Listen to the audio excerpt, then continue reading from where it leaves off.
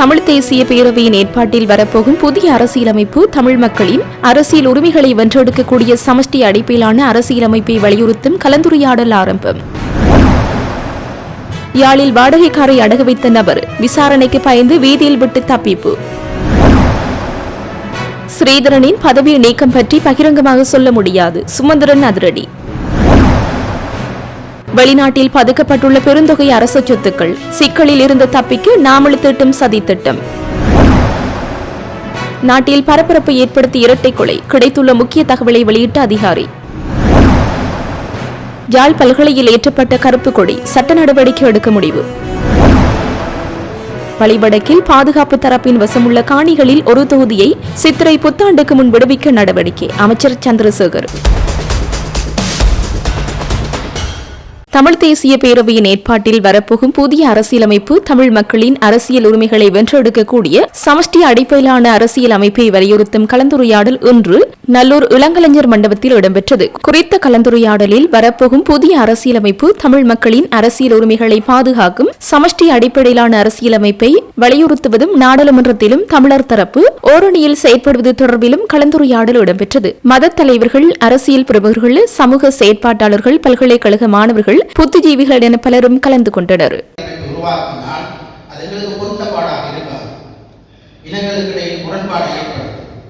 பொருளாதார ரீதியில் பலவீனத்தை ஏற்படுத்தும்.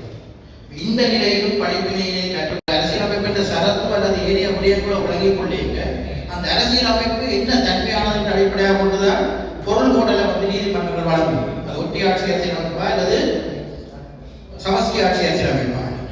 உள்ளடக்கங்களாக உள்ள விடயங்களும் முக்கியமானவை. அது வெளிப்படையாக எல்லா மக்களுக்கும் அறிவூட்டப்பட்டு தெளிவூட்டப்பட்ட பின்னணியில் உருவாக்கப்பட வேண்டும். அதே நேரம் அதுக்கு மாறாக ஒட்டியாட்சி அரசியலமைப்பாக இருந்தால் நாங்கள் அதை நிராகரிக்க வேண்டும். அதனுடைய முன்கொண்டு செல்ல முடியும் என்பதற்காக உங்களுடைய கருத்துக்களை கேட்டலை நாங்கள் ஒழுங்கு செய்ததாக சொல்வது என்னை பொறுத்தமில்லை என்றால் நாங்கள் தான் நடைபெறப்பட்ட உண்மை.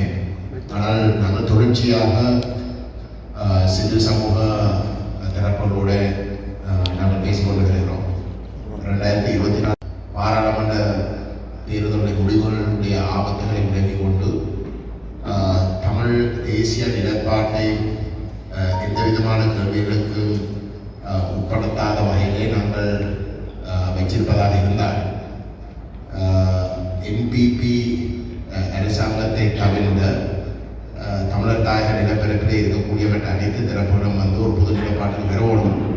அப்படி இல்லாவிட்டால் அவர்களுக்கு கிடைச்சிருக்கக்கூடிய பாராளுமன்ற வெற்றியை பயன்படுத்தி அவர்கள் தமிழர்களுடைய ஆதரவோடு பல விஷயங்களை செய்வதற்கு தமிழர்களுடைய ஆதரவோடு இருப்பதாக காட்டி பல விஷயங்களை செய்வதற்கு அவர்கள் திட்டமிட்டிருக்கிறார்கள் என்பதை ஒழுங்கிக் கொண்டுதான் நாங்கள் அந்த முயற்சியை அப்போது ஆரம்பிக்கலாம்.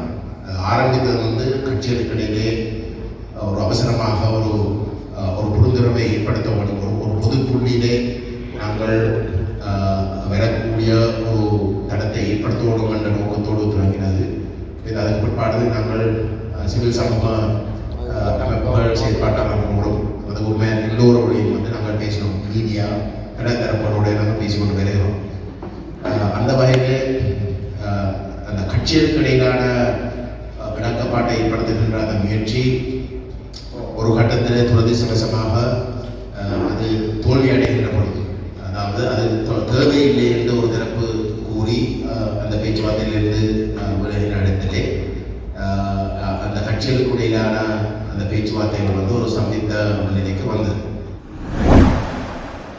இலங்கை தமிழரசு கட்சியின் நாடாளுமன்ற குழு தலைவர் பதவியிலிருந்து நாடாளுமன்ற உறுப்பினர் சிவஞானம் ஸ்ரீதரன் நீக்கப்பட்டமே கட்சியின் உட்கட்சி விவகாரமாகும். இதுகுறித்து கிளிநொச்சியிலிருந்து வந்த பிரதிநிதிகளுக்கு விளக்கம் அளித்துள்ளேன். இருப்பினும் இதனை முழுமையாக பகிரங்க வெளியில் சொல்வதற்கு இது தருணமல்ல. தேவை ஏற்படும் பட்சத்தில் எதிர்காலத்தில் உண்மைகளை வெளிப்படுத்துவோம் என்று இலங்கை தமிழரசு கட்சியின் பொதுச் செயலாளர் எம்.ஏ. சுமந்திரன் தெரிவித்தார். ஸ்ரீதரன் எம்பி பதவி நீக்கம் செய்யப்பட்டமைக்கு எதிர்ப்பு தெரிவித்து கிளிநொச்சி மாவட்ட மக்கள் ஒன்றிய பிரதிநிதிகள் யாழ்ப்பாணத்தில் உள்ள தமிழரசு கட்சி தலைமையகத்தில் சுமந்திரனை சந்தித்து மகஜர் ஒன்றை கையளித்தனர். அதன் பின்னர் ஊடகங்களுக்கு கருத்து தெரிவிக்கும் போதே அவர் இவ்வாறு குறிப்பிட்டார். அவர் மேலும் தெரிவிக்கையில், ஆலோசனைகளை ஸ்ரீதரன் ஏற்கவில்லை. கிளிநொச்சியிலிருந்து வந்த பிரதிநிதிகளுடன் நீண்ட நேரம் கலந்துரையாடினேன். அவர்கள் எழுப்பிய கேள்விகளுக்கு உரிய விளக்கங்களை அளித்துள்ளேன். ஸ்ரீதரன் விவகாரம் என்பது ஓராண்டு காலமாக நீடித்து வரும் ஒரு விடயமாகும். கட்சி அவருக்கு பல்வேறு சந்தர்ப்பங்களில் ஆலோசனைகளை வழங்கியிருந்தது. இறுதியாக வழங்கப்பட்ட அறிவுறுத்தல்களையும் அவர் பின்பற்றாத காரணத்தினாலே அவரை நியமித்த அரசியல் குழு தற்போது அவரை அந்த பதவியிலிருந்து தற்காலிகமாக நீக்கியுள்ளது. தற்காலிக ஏற்பாட்டின்படி நாடாளுமன்ற உறுப்பினர் சாணக்கியன் அந்த பதவியை பொறுப்பேற்றார். உண்மையில் அந்த பதவிக்குரிய பணிகளை இதுவரையில் அவரை முன்னெடுத்து வந்தார். ஏற்கனவே அரசியல் குழுவால் எடுக்கப்பட்ட தீர்மானமாகும். இதுகுறித்து கிளிநொச்சியில் இருந்து வந்த பிரதிநிதிகளுக்கு விளக்கம் அளித்துள்ளேன். இருப்பினும் இதனை முழுமையாக பகிரங்க வழியில் சொல்வதற்கு இது தருணமல்ல. தேவை ஏற்படும் பட்சத்தில் எதிர்காலத்தில் உண்மைகளை வெளிப்படுத்துவோம். இதேவேளை சுமந்திரனுடனான சந்திப்பின் பின்னர் கருத்து தெரிவித்த கிளிநொச்சி மாவட்ட மக்கள் ஒன்றிய பிரதிநிதிகள், கட்சிக்குள் நிலவும் குழப்பங்கள் ஆரோக்கியமானவை அல்ல. ஸ்ரீதரன் நம்பி திட்டமிட்டு பழிவாங்கப்படுகின்றார். அவருக்கு எதிராக சதி நடவடிக்கைகள் முன்னெடுக்கப்படுகின்றன. இவ்வாறான கீழ்த்தரமான அரசியல் கலாச்சாரம் முடிவுக்கு கொண்டுவரப்பட்டு கட்சி ஒருமித்த பயணத்தை முன்னெடுக்க வேண்டும் என்பதை சுமந்திரனிடம் வலியுறுத்தியுள்ளோம் என்றனர்.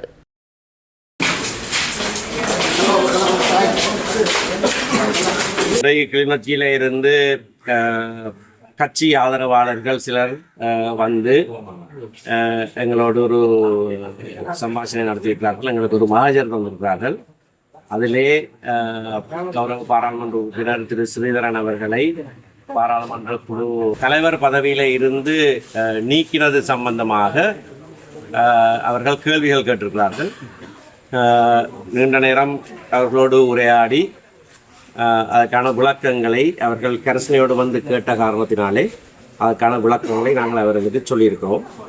இதை பகிரங்க வழியிலே நாங்கள் சொல்வதில்லை என்றால் உட்கட்சி விவகாரம். ஆனாலும் எங்களுடைய கட்சி மக்களுக்கான கட்சி. மக்கள் கரசனையோடு இந்த கேள்விகளை கேட்டால் நாங்கள் அவர்களுக்கு பதில் சொல்ல கடமைப்பட்டவர்கள். அந்த ரீதியிலே இந்த விடயங்கள் எப்படியாக நடந்தது, இது ஒரு வருட காலமாக நிகழ்ந்து கொண்டிருக்கிற சில விடயங்கள் திரு ஸ்ரீதரன் அவர்களுக்கு கட்சி பல தடவைகளிலே ஆலோசனை கொடுத்திருக்கிறது.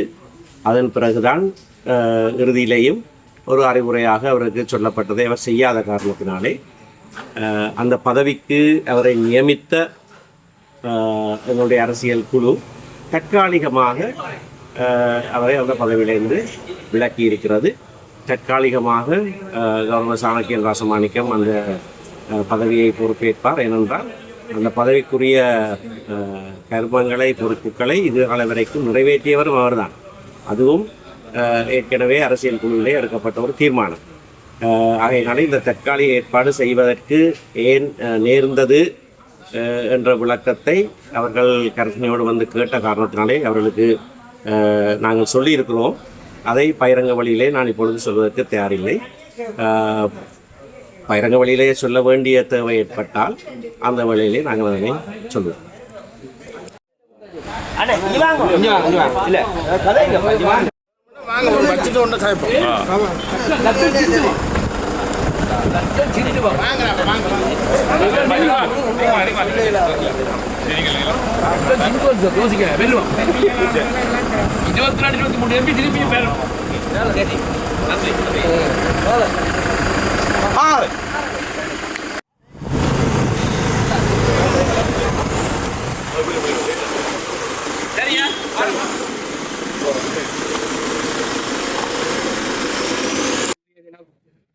கிளிநொச்சியில் இலங்கை தமிழரசு கட்சியினுடைய தற்கால சிதறுவிலை காரணமாக கண்டன ஒரு கூட்டம் ஒன்று குற்றவாள மண்டபத்திலே கிளிநொச்சி மாவட்ட பொது அமைப்புகளுடைய ஒன்றியத்தினரால் ஒழுங்கு செய்யப்பட்டுள்ளது.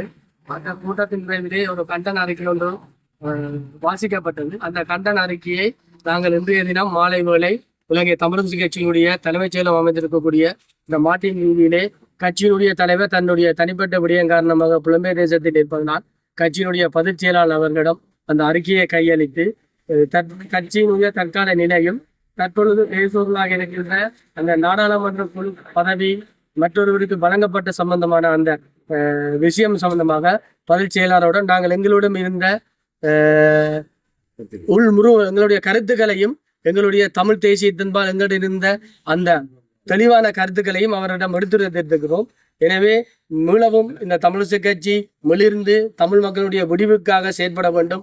தமிழ் தேசிய கூட்டமைப்புடன் எப்படி 22 நாடாளுமன்ற உறுப்பினர்களுடன் இந்த வீட்டு சின்னம் பயணித்ததோ அந்த எண்ணத்தோடு மீளவும் பெறுகின்ற மாகாண சபை தேர்தலாலும் சரி, அடுத்து வருகின்ற பாராளுமன்ற தேர்தலில் தமிழருடைய பிரதிநிதித்துவம் பாராளுமன்றத்தில் கூடுதலாக இருந்து எதிர்கட்சியாக இந்த பாராளுமன்றத்தில் எங்களுடைய தமிழ் தேசிய கட்சி வீட்டு சின்னத்தோடு பயணிக்க வேண்டும் என்ற தொனியை பொதுச் செயலாளரிடம் நாங்கள் எடுத்து வைக்கிறோம். அவர் அது சம்பந்தமாக தங்களுடைய அரசியல் குழுக்கள் மத்திய குழுக்களோடு தாங்கள் கலந்தாலோசித்து தொடர்ந்தும் இந்த தாங்கள் கட்சியை சீரமைத்துக் கொண்டு தமிழ் மக்களுடைய அரசியல் விளைவுக்காக பயணிக்க வேண்டும் என்று எடுத்து வைக்கிறோம். அவர்கள் இதற்கு தாங்கள் அதற்குரிய செயற்பாட்டுக்கு தாங்கள் அனைவரும் சேர்ந்து ஒத்துழைப்பதாக கூறியிருக்கின்றார். இதுதான் நாங்கள் இந்த மாட்டின் அலுவலகத்தை சந்தித்த விடயம். அந்த கண்ணனை பேரணியில் நாங்கள் எங்கள் தமிழக கட்சி சேவை நோக்கி பயணிக்கின்றது. தமிழக கட்சியின் தலைவர் பதவி சிறுவர்களுக்கு பறிக்கப்பட்டது விஷயமாக நாங்கள் அந்த கூட்டத்தில் தீர்மானம் எடுத்து அந்த கூட்டத்தில் ஒரு கண்டன அறிக்கையை எழுதி யாழ்ப்பாணம் தமிழக கட்சியின் தலைமை செயலகத்துக்கு வந்தோம். தலைமை செயலகத்தில் பதில் தலைவர் அவர்கள் தன்னுடைய சொந்த விடயமாக வெளிநாடு சென்றது காரணத்தினாலே பதில் செயலாளர் சுதந்திரன் அவர்களிடம் இந்த அறிக்கையை கையெழுத்துள்ளோம். அறிக்கையை கையெழுத்த நேரம் அவரோட சில விடயங்கள் பற்றி நாங்கள் கலந்து ஆலோசித்தோம். கட்சி சேவைக்கு காரணம் தலைமைப்பீடம் என்பதை நாங்கள் உறுதியாக சொன்னோம். அதை அவர் ஏற்றுக்கொண்டது பாதி, ஏற்றுக்கொள்ளாத பாதியாக கதைத்து கொண்டார். நாங்கள் சிறிதரன் சார் அல்லது சிறிதரனுக்கு பாராளுமன்றத்தில் நடந்த விடயங்கள் பற்றி நீங்கள் ஒரு சுயாதீன விசாரணை நடத்த வேண்டும். அது சுயாதீன விசாரணையின் போதுதான் அவருடைய குற்றம் நிரூபிக்கப்படும். அது குற்றம் நிரூபிக்கப்பட்டால் நீங்கள் எடுக்கும் நடவடிக்கைக்கு கட்சி எடுக்கும் நடவடிக்கைக்கு அவரை ஏற்றுக்கொள்வார் என்பதை நாங்கள் வலியுறுத்துகின்றோம். அது கட்சியை சிதைவுக்கு உள்ளாக்கும் என்றதை சுமந்திரன் அவர்கள் கூறியிருந்தார்கள்.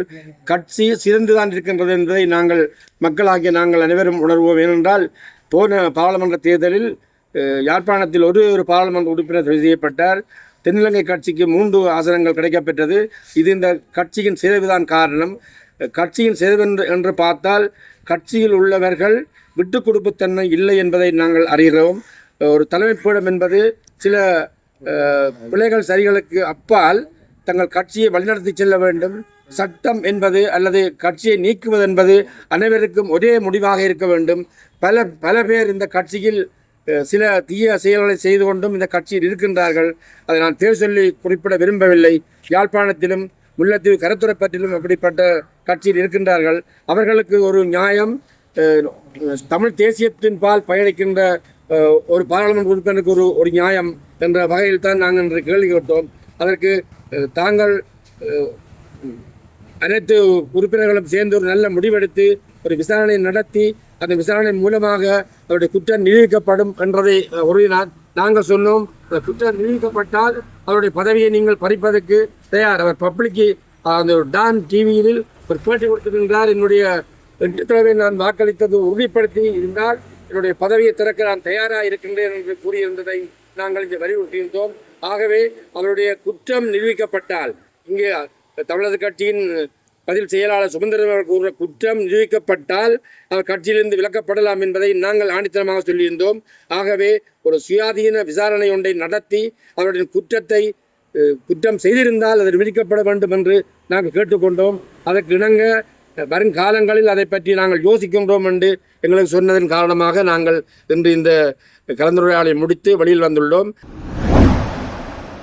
யாழ் நகரப்பகுதியில் அனாதரவாக விடப்பட்ட சொகுசு கார் ஒன்றை யாழ்ப்பாண போலீசாரால் மீட்கப்பட்டு நீர்கொழும்பு போலீசாரிடம் ஒப்படைக்கப்பட்டுள்ளது. குறித்த சம்பவம் தொடர்பில் தெரிய வருவதாவது: நீர்கொழும்பில் உள்ள கார்கள் வாடகைக்கு வழங்கும் நிறுவனம் ஒன்றில் காரினை பெற்ற நபர் ஒருவர் யாழ்ப்பாணத்தைச் சேர்ந்த நபர் ஒருவரிடம் அடகு வைத்து சுமார் 80 லட்சம் ரூபாய்க்கு மேல் பணத்தை பெற்றுள்ளார். உரிய காலப்பகுதியில் வாடகைக்கு எடுத்த காரினை நிறுவனத்திடம் ஒப்படைக்காத காரணத்தினால் நிறுவனத்தினர் வாடகைக்கு பெற்ற நபர் மீது போலீசில் முறைப்பாடு மேற்கொண்டனர். குறித்த நபர் காரை யாழ்ப்பாணத்தில் பணம் கொடுத்து பெற்றவர் தொடர்பில் நீர்கொழும்பு போலீசாருக்கு தகவல் கிடைத்த நிலையில் போலீசார் விசாரணைகளை முடுக்கிவிட்டனர்.